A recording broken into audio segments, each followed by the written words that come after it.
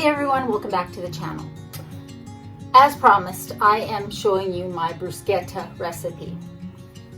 Now bruschetta is a traditional Italian recipe. I believe it's just in Italy, but there probably is a version of this in other countries. I mean, pico de gallo in Mexico. This is my version of this recipe. I am not saying that this is authentically Italian, but this is the way I have been making it for ages actually. And so I haven't really measured before. Today I'm going to try and measure out the ingredients as far as what we're adding in, just so that I can put it in a recipe. But my advice to you would be just play around with it until you get exactly what you like. Ingredients for this recipe are super simple. You're going to need some tomatoes, and I'll discuss the type in a second. Some green onions. I have 4 small ones. 1, 2, 3 cloves of garlic, depending how garlicky you like your bruschetta. Some fresh basil, or if you don't have any, feel free to use dried. A decent quality olive oil, some balsamic vinegar, and some salt and freshly cracked pepper. Okay, so I'm going to take out my 1/4 cup measuring cup and my tablespoon, just so that we can play around with it. So the first thing we're going to do is chop up our tomatoes. Now, bruschetta is traditionally made with Roma tomatoes, and that's how I usually make mine. But this variety pack of cherry tomatoes was just too good of a price. So that's what I bought, and that's what I'm going to use. It'll just make it more colorful. It'll still be delicious. I think you could probably make it with whatever tomato you wanted, but you don't want a really mealy tomato. So we're going to use these, and I'm going to use all of them because I love bruschetta and it gets eaten up so fast. And then I did buy some fresh basil. The cost of this thing at the grocery store was ridiculous. So, you know, we're going to use fresh basil, but I often use dried basil as well. You know, whatever you have is fine. But, you know, fresh ingredients are always nice, and my goodness, does that smell good. So obviously fresh is going to make it taste a little better. We're going to be using some green onions, spring onions, whatever you want to call them.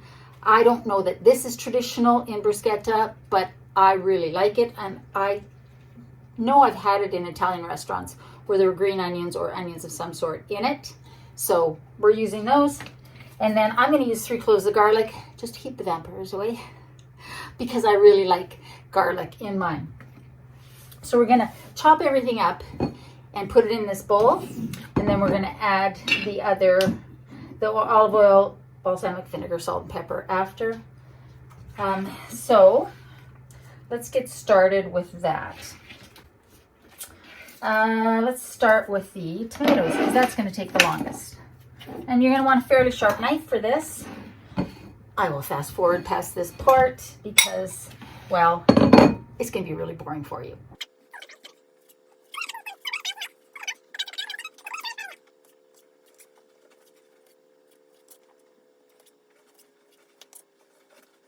All right, so I've got all my tomatoes chopped up in there. Let's add the basil.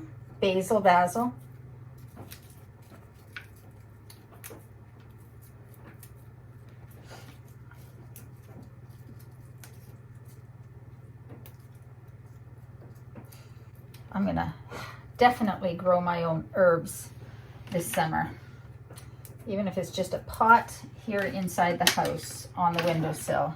Okay, so I'm going to roll this up, all these up. I believe there's a term for it, but I think, is it chiffonade? I don't know. I'm not a chef. I'm just a home cook. So, don't like that one. Okay, so we're just going to roll this up to a little tube, and we're going to just slice this. Little ribbons. And then across. I don't want huge ribbons of basil. I just want it to be nice little pieces. So we're adding that in there. Now we're gonna cut up our spring onions, green onions, whatever you want to call them. But I'm gonna cut these in half, these stalks in half first, so we don't have huge chunks of onion in there.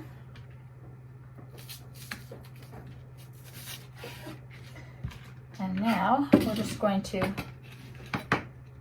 slice these in really small little rounds, or little pieces.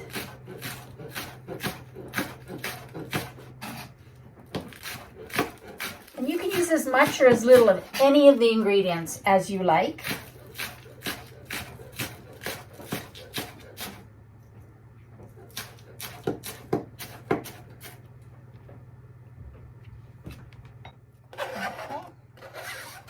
That in there. Now the only thing that's left is the garlic. Again, I'm going to use 3 cloves. If that freaks you out, don't use 3 cloves. Just use 1. But you do need some garlic in here. Whoopsie, making a run for it.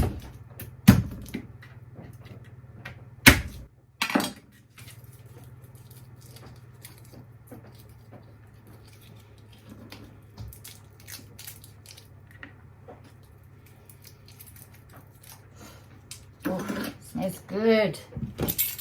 Now you can chop this as well, but I'm not looking for big chunks of garlic in my bruschetta, so I'm going to mince mine.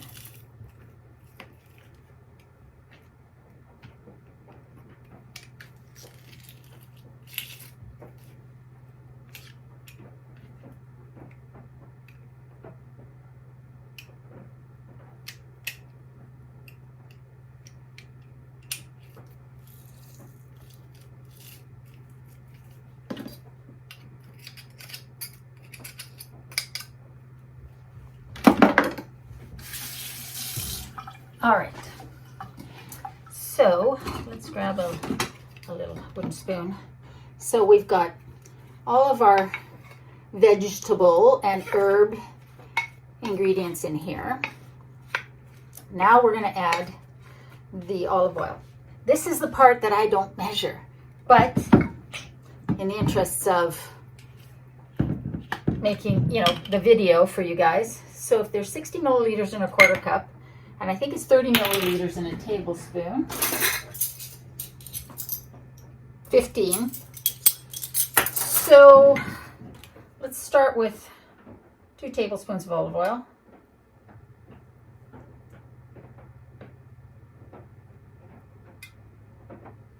That's 30 milliliters. That's not enough.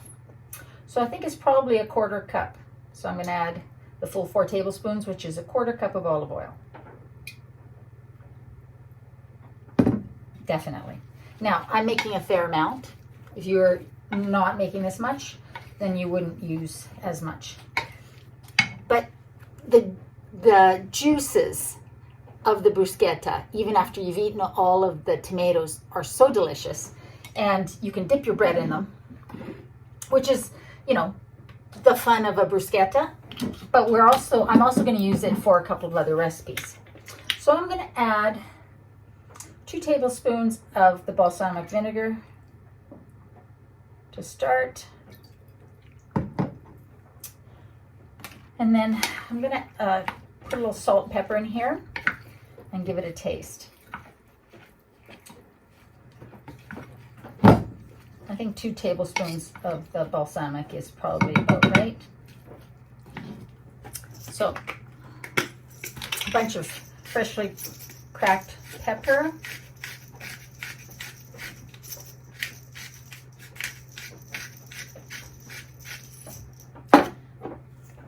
Now you don't have to add salt, but I think it needs salt. So salt and pepper to taste.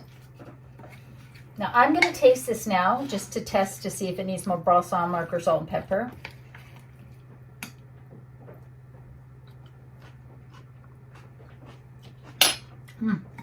So good.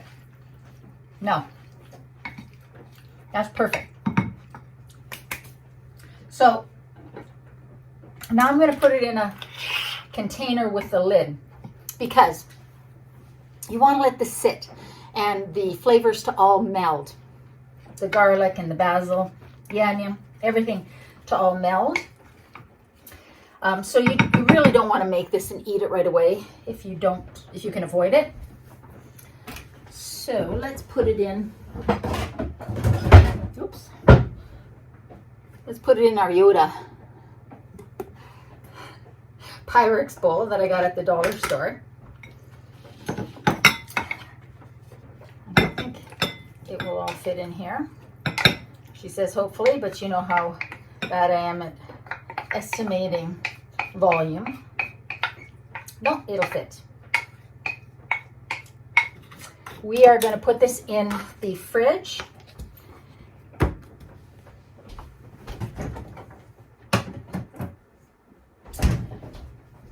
And I'm going to let it sit at least for 4 hours. It is just after 2. And so tonight I'm going to make some, whoopsie. I'm going to pretend that pasta didn't just go all over the place in front here. I'm going to make some spaghettini pasta in a little bit for dinner. And I'm going to use some of the bruschetta to mix into my pasta. I'll show you what I mean, but it's just such a great way to make a light, really fresh tasting pasta. And of course, I'm going to use it on some toasted bread, fresh bread, homemade bread, or any sourdough or anything that you've got.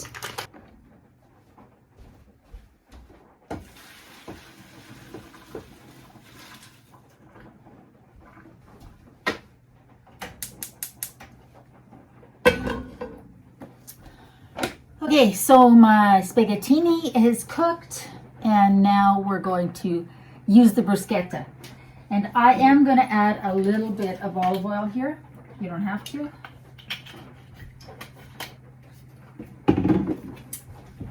And while this is sat in the fridge, it's been about 3.5 hours. I've given it a little shake every once in a while. Oh, it smells so good.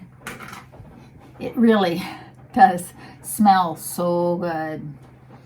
So, now that this is warm, I'm just going to put the bruschetta in there first. Let it just sort of heat up, saute for just a little bit before we put the pasta in.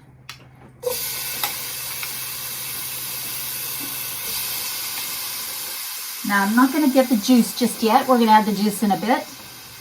So we're just going to start with just the tomatoes. So I've let this just sort of saute for about a minute, just over a minute. Do it as long as you want. And now I'm going to put back the pasta. I may have made a little too much. Maybe I won't use all of this. Maybe I'll freeze some. Okay. And now's where we're going to add some of that amazing liquid.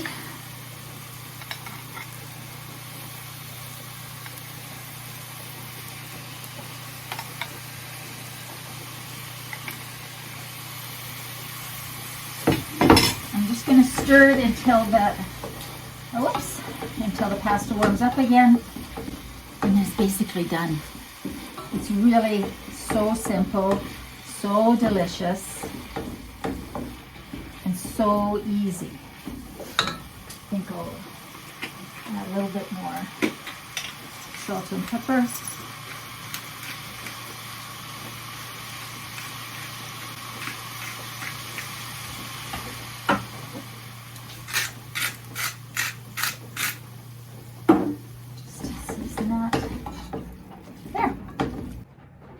What did I do with my fork? Okay, so can you see that? I've put some of this Earth Island vegan parm. In the US, I believe it's called Follow Your Heart, same company. Let's get some of those tomatoes in there.